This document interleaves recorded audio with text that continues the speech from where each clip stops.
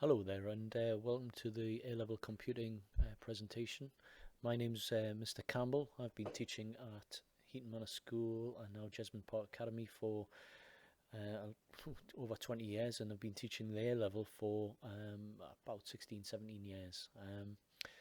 Computing science is everywhere at the moment, and it is the future, as we say. And personally, I love empowering the students to be able to problem solve and develop those skills and the potential within them. Okay, we have other teachers that teach in year 13. We have Mr. Thornton, who will take a class along with myself, who is the head of maths. And in year 12, we have Mrs. Marshall, who is also a maths teacher, and along with business studies, who will take a lesson as well, along with myself. I've got a students that should have a minimum of grade 5 in mathematics. It is very important. It really is. It's fundamental to computing, and there is a lot of things like logical thinking in there. There's some complex mathematical calculations to be done, especially in year 13 and the principles. The English, there is a non-examined assessment, like a project that will be done, and there is a portfolio of evidence that has to be sent away to the examiners. A bit more of that later on, but it is really important that you can actually structure and create a portfolio of evidence for that.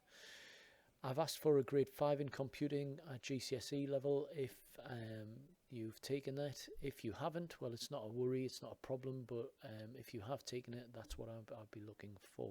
Okay. So as I said, the key factor within this is problem solving. It's one of these key features within the course. You're also going to be developing project management skills. You're going to be working with others within the group, within the team. So it is a great course for that. But as I said much earlier on, I want students, and students will become problem solvers. It's something that universities and employers are really valuing at the moment, to be able to take a problem and think how they're going to solve that, what they're going to do, sit down and develop a solution to that problem. And you will be able to acquire these skills from this. And as I say, lots of universities, especially at the moment, are looking for those problem solvers, shall we say. Okay. So the key features within the topics, within this A-level, as you can see, we've got 3 papers, of which I'll talk a little bit more in the next slide as well. But you have on paper 1, what you have is a pre-release by the exam board, and they give you a program, some code, and you have to have a look at the code, work through the code. It is given in plenty time for students to prepare. There is then the exam board will give you objectives to work on for that bit of code. So they might ask you to add an extra bit in, or the code mightn't actually work. They might get you to fix the code. It's been a variety of different things over the years. Okay, but that's paper 1, part of paper 1. And there is a theory side to it also, as well as the practical side. It's one of the only exam boards that still does this, where you can actually theoretically still program within an exam. So that's pretty good. As I say, it's an on-screen exam. Okay, and that's worth 40%. Paper 2 is just a pure extended and short answered questions on those topics. We've got a variety of topics there, from functional programming through to data representation and how we represent sound, and a variety of other things within it. And the third part, as I said earlier on, is a report, which is a non-examined assessment, more of which I'll talk about in a few moments, but that is worth 20% of the A-level. Okay.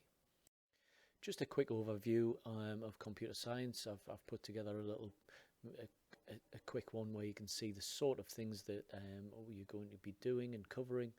As I said, paper 1, you get a bit of skeleton code, as it's called, by the exam boards that you work on, and these are the other theory topics that we do, fundamentals of programming. So you're going to have to program, so you're going to have to get used to being able to program and being able to solve problems, as I said much earlier on. Paper 2, we'll look at a variety of different topics, including networking and databases, and the consequences of computer use. The third part of it, which is the programming part, this is the bit where the students can get their teeth into. They really develop a solution to a real world problem, and you're following the stages of the system life cycle within this. You've got to be able to analyze a problem. You then design the solution to that problem. You will then implement our code, a solution, and then be testing it as you're going along. You then have to evaluate it, and come out with a conclusion from that. I've got a variety of different examples on the screen, as you can probably see, but obviously computer gaming is quite prevalent in there, and this year we've got, for example, a chess artificial intelligence game. We've got a sleep app tracker that one of the Year 13 is making, music score generator, so you can play the guitar along and it will generate the score for you. We've got encryption programs where there's drag and drop, and it will encrypt an image or a sound or something like that. This is all done within a variety of different languages that the students have picked up throughout, and I've taught them throughout the course. So key resources and what we talk about within this, we have Python. Obviously we'll be using Python. We will use Visual Studio. Both of these are used within the lessons in Year 12. Year 13, as I said earlier on, we offer the opportunity to program in a variety of other languages, so things like JavaScript, WebWork, PHP, SQL, C# we've got and we've used. Textbooks, there is a key textbook that I ask students to be able to get a hold of, and we have copies also in the library for that. It is a really important book that will support the students. I've said as well, really important is to read around the subject and be excited about it, to follow news channels, articles, everything that's there, to be able to support yourself in developing your programming skills and your understanding of the subject. Okay. So what can it lead to? What can the A-level lead to? Well, obviously you can quickly read there, from robotics, computer game development. A lot of students want to go into that, cybersecurity. And some of our students have listed on the other side, gone to a variety of different universities. It's not just universities though. I do have a lot of students that go to apprenticeships or even, start their own business. To be honest with you, there's been a few in there that have that I know over the years that have started their own business. So just to recap, the A-level and what it is, that we've got 3 papers. We work on problem solving, and obviously things such as programming paradigms, data structures, database design, communications and networking, functional programming. We work on object-oriented programming. There is, as I say, 3 units.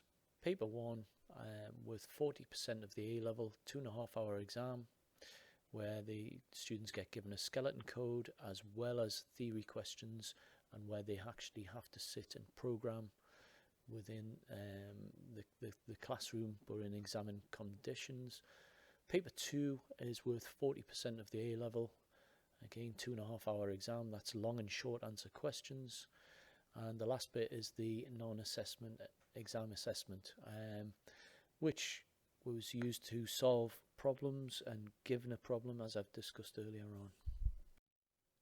So What do I expect? As I said earlier on, a little bit of interest in the subject is really important. If you're really keen, if you're a good programmer, if you're really interested in programming, if you really want to find out about how computing and IT is used within industry and within business and current affairs, I would expect good qualifications in maths and English, be committed to doing well and attend all lessons, complete all homework and all work to the best of your ability, and most important, and what I try to teach is to become an independent learner, because when you leave here, whether you go to a job or whether you go to university, an independent learner is really important. If you have any questions, my email is rcampbell@jesmondparkacademy.org.uk. So hopefully that's okay. Thank you.